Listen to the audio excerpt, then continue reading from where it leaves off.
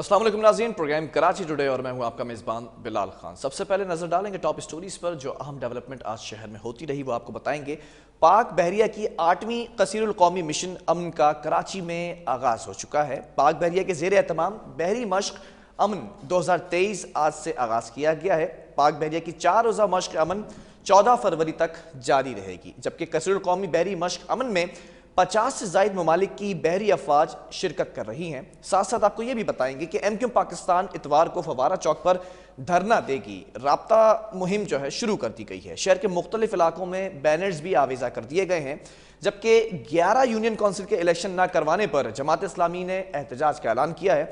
एहतजाज 11 union council के election न करवाने और रोके गए नताइज जारी न करने पर किया जाएगा, जबकि पैरासीटामोल समेत 19 अद्वियात की कीमतों में इजाफे की मंजूरी दे दी है। अद्वियात की कीमत खित्ते के दीगर ममालिक के मुकाबले में कम है, ये कहना था वफाकी वजीर खजाना इसहाक डार। और इसके बाद ECC ने 18 नई दवाओं की ज़्यादा से ज़्यादा रिटेल जो कीमत है उसके तयन की मंजूरी भी दी है, जबकि ECC ने पैरासीटामोल मसनूआत की रिटेल कीमत में इजाफे की मंजूरी भी दी है। और पैरासीटामोल की 500 मिलीग्राम गोली की कीमत ₹2.67 मुख्तस कर दी गई है। वजीर खजाना ने आज इस बात का जो है वो अंदिया दिया है, जबकि पैरासीटामोल एक्स्ट्रा की जो कीमत है ₹3.32 फी गोली मुकर्रर की गई है। ये इजाफा बताएंगे आज के प्रोग्राम में आपको। दवाओं की कीमतों में इजाफे के हवाले से इजलास जो था आज बेनतीजा ख़त्म भी होता नजर आया। इजलास वफाकी वजीर सेहत कादिर पटेल और पाकिस्तान फार्मास्यूटिकल मैन्युफैक्चरिंग एसोसिएशन के दरमियान हुआ, जबकि इजलास में कीमतों में इजाफे के हवाले से कोई फैसला नहीं हो सका है।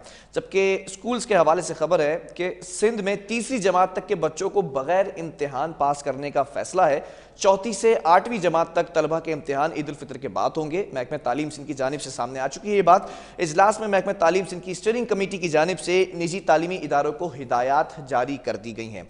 आज के प्रोग्राम का आगाज़ करेंगे। पाक बहरिया की 8वीं कसीरुल कौमी मश्क अमन का जो आगाज़ हुआ है और 4 रोज़ा ये अमन मश्क है और 14 फरवरी तक ये जारी रहेगी।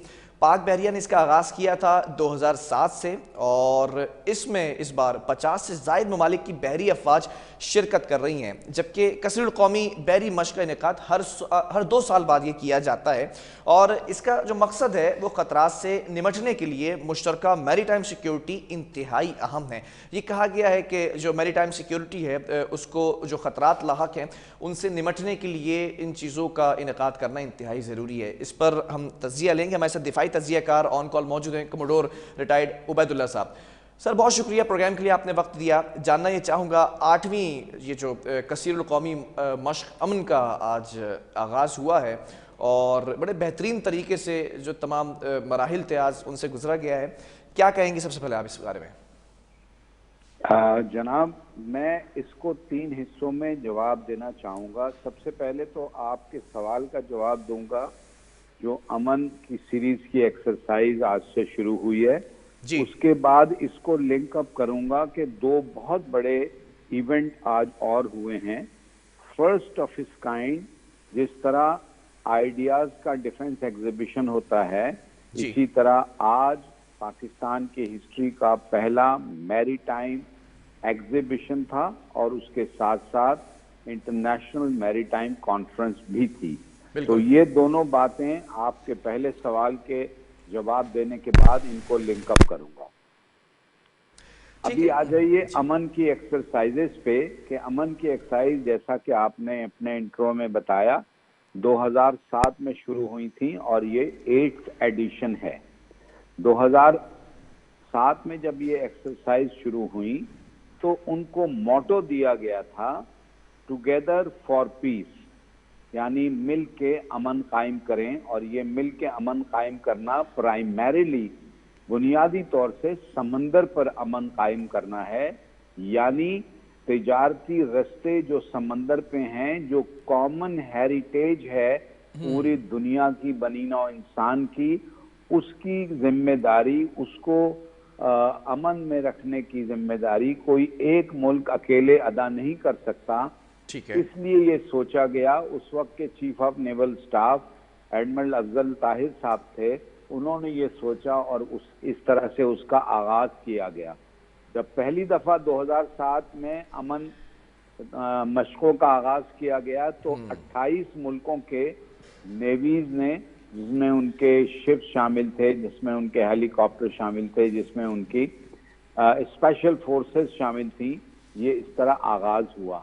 ठीक और है। आज अल्हम्दुलिल्लाह ये हर 2 साल बाद होती है। आज अल्हम्दुलिल्लाह 8वीं ये चैप्टर या एडिशन था, और 28 मुल्कों में बढ़कर अब ये 50 मुल्कों के नेवीज और उनके एसेट यानी शिप, एयरक्राफ्ट और हेलीकॉप्टर्स और स्पेशल फोर्सेस वगैरह शामिल है। इसका मजमूई जो हदफ है वो ये है कि समंदर के ऊपर स्मगलिंग को, पायरेसी को, ह्यूमन स्मगलिंग को, आर्म स्मगलिंग को, हर तरह की गलत एक्टिविटी, क्रिमिनल एक्टिविटी होती हैं, उनको रोका जाए। 2 चीजों को और आपके जी सुनने वालों को बताना चाहता हूं, अगर आप इजाजत दें। बिल्कुल बिल्कुल प्लीज। देखिए, ये पाकिस्तान की तारीख में पहली दफा हुआ है कि एक मैरीटाइम एग्जीबिशन इनकाद हुआ है उसका, और वो भी इसी के साथ मुंसलिक है, यानी 10 तारीख, 11 और 12 तीनों दिन। ये पहली दफा उसी एक्सपो सेंटर में, जिसमें आपका डिफेंस एग्जीबिशन आइडियाज के नाम से होता है, ये वहीं हो रहा है।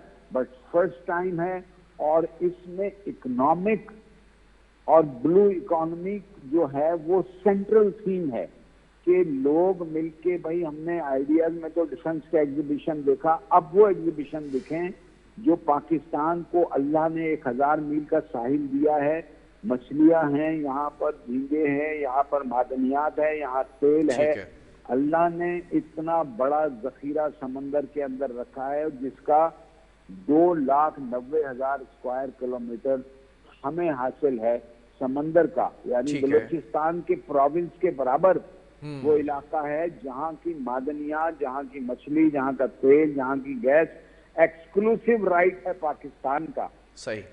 ये उसकी प्रमोशन के लिए और उससे एसोसिएट इंडस्ट्री, यानी कौन सी, जो तेल निकालेंगी, जो गैस निकालेंगी, जो फिश निकालेंगी, जो शिप, इसका जो है एग्जीबिशन हो रहा है। और अच्छा, जैसे ब्लू इकोनॉमी की आपने बात की, जी ब्लू इकोनॉमी की आपने बात की, तो इसका ये ज़रा आसान लफ्ज़ों में भी जो व्यूवर्स आपको इस वक्त सुन रहे हैं उनको भी समझाइएगा कि क्या फ़वाइद हैं और पाकिस्तान नेवी का इसमें क्या किरदार हो सकता है। पाकिस्तान नेवी का कलीदी किरदार है ब्लू इकोनॉमी में। और ब्लू इकोनॉमी क्या चीज़ है? देखिए जनाब, अल्लाह ताला ने जब दुनिया बनाई तो अल्लाह मियाँ ने 1/3 जमीन रखी और 2/3 पानी रखा। अल्लाह को पता था कि जमीन पर रहने वालों की आबादी बढ़ेगी, उनके रिसोर्सेज कम हो जाएंगे, तो उन्होंने, अल्लाह ने समंदर में खजाने रख दिए हैं। और कलाम पाक के 14 सिपारे की 14वीं आयत में बताया है कि हमने तुम्हारे लिए समंदर को मुसख्खर किया है ताकि तुम उसमें से ताज़ा गोश्त निकाल के खाओ और हीरे, जवाहरात और मोती यानी मादनियात निकाल के अपने इस्तेमाल में लाओ। जी। अनफॉर्चुनेटली हमने पिछले 75 साल में अपने समंदर की तरफ तवज्जो नहीं की। ब्लू इकोनॉमी इसी को कहते हैं कि हर वो चीज जो पानी से रिलेटेड हो, यानी क्या है, यानी शिपिंग है, फिशिंग है, और तेल और मादनियात निकालना है समंदर से, और जहाज बनाने हैं जिसकी सारा ट्रेड हमारा है। तो ये चीजें ब्लू इकोनॉमी में आती हैं, यानी पैसों का कमाना समंदर को एक वसीला बना के, जहां अल्लाह ने खजाने रखे हुए जी। और बनी नौ इंसान के लिए रखे हुए कि जो आए इसको निकाले। तो जिस किसी कौम ने भी इसका फायदा उठाया, उसने अपने आप को पहले मैरीटाइम पावर बनाया, फिर वर्ल्ड पावर बनाया।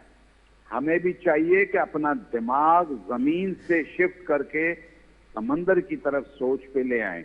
हमारा दिमाग जो है मिनेसल कौम ऐसा है कि भाई जो देगा वो बाग देगा, खेत देगा या फिर रियल एस्टेट देगा।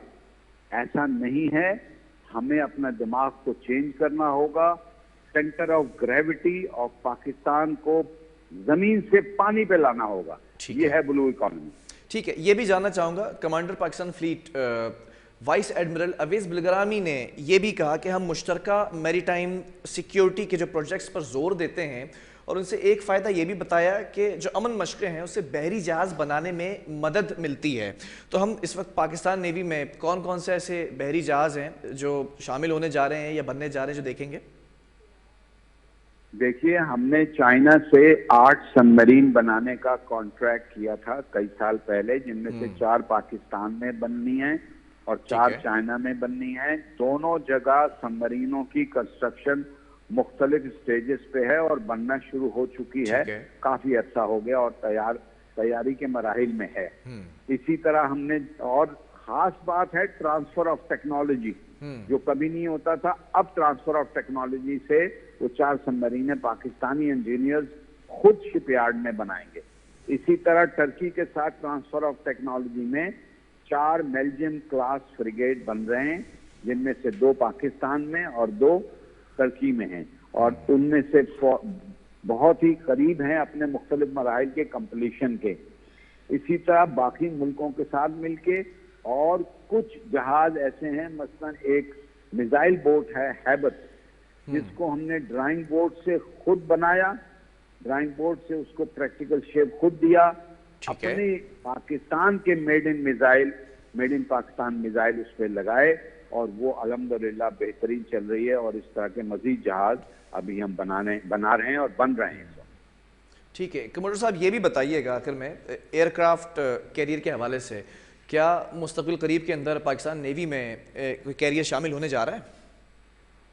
देखिए, पूरी दुनिया में एयरक्राफ्ट कैरियर 21 हैं। ये बहुत बड़ा और बहुत महंगा मगर बड़ा लीथल वेपन है। लीथल वेपन है उनके लिए जिन लोगों के लिए पॉलिटिकल एस्पिरेशन यानी सोच उनकी है कि वो दूसरी दुनिया में जाके लड़ें और दूसरे दूर दराज इलाकों में जाके अपना पॉलिटिकल और मिलिट्री इन्फ्लुएंस करें।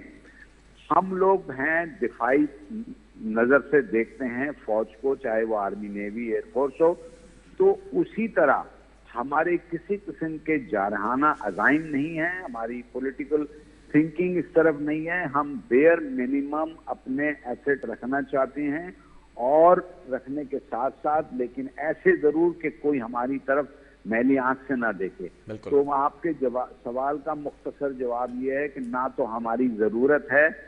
क्यों जरूरत नहीं है? कि हमारी सोच कोई एग्रेसिव किसी की तरफ नहीं है।